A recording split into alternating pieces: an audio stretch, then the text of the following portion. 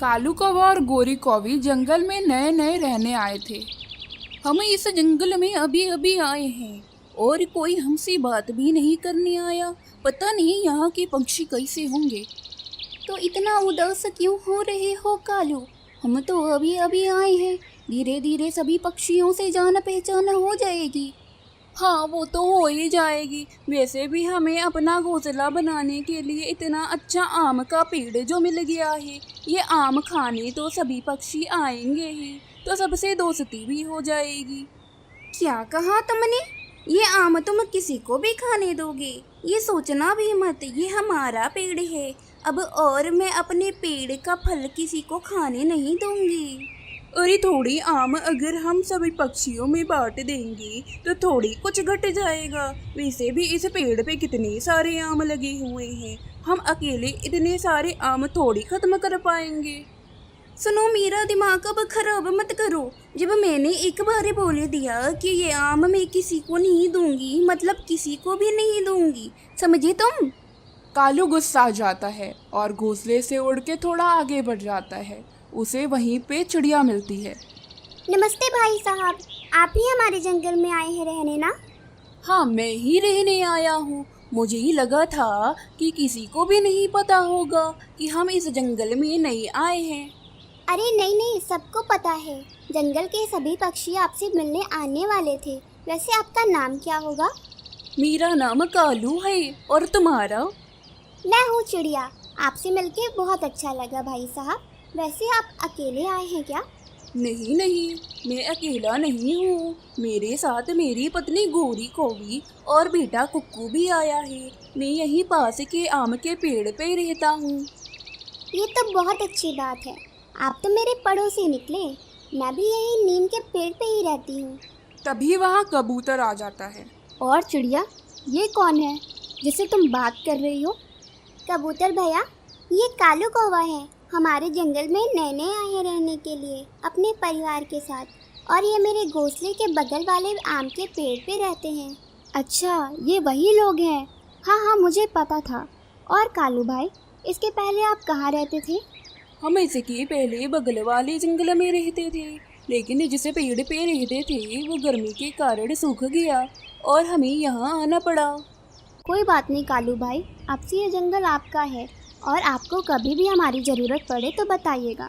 हाँ, क्यों नहीं। वैसे आपने अभी तक अपना नाम नहीं बताया। हाँ, बातों बातों में मैं ये तो भूल ही गया।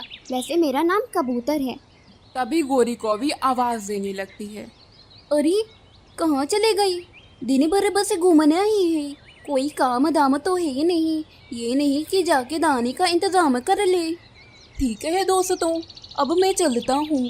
मेरी पत्नी बुला रही है। अगर मैं थोड़ा भी लेट हुआ तो मुझे दिन भर सुनाती रहेगी। कालू कौवा गोरी कौवी के पास जाता है।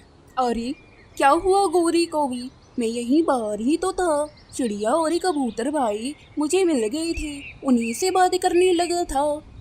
हाँ हाँ, यही तो करोगे तुम। अब जाओ, दाने का इंतजाम करो, वरना हमें भूखे ही सोना पड़ेगा।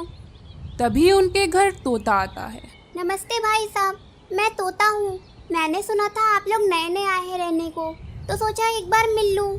यही तो तुमने बहुत अच्छा किया जो यहाँ आ गई। कालू जी तो कुछ पक्षियों से मिल लिए, लेकिन मैं किसी से नहीं मिल पाई। अच्छा, ऐसा क्या? कोई बात नहीं, हम सब शाम को एक साथ नदी के किनारे मिलते हैं। आप लोग भी आना, सबसे मुलाकात हो जाएगी। हाँ, हम जरूर आएंगे नदी के किनारे। ये कह के तोता चला जाता है। मैं नहीं जाऊंगी वहाँ, मेरे पास इतना टाइम नहीं है। चलो ना गोरी, वहाँ जाएंगी तो सबसे दोस्ती भी हो जाएगी। आखिर हमें रहना तो इसी जंगल में है ना। मैं नहीं किसी दोस्ती करने वाली।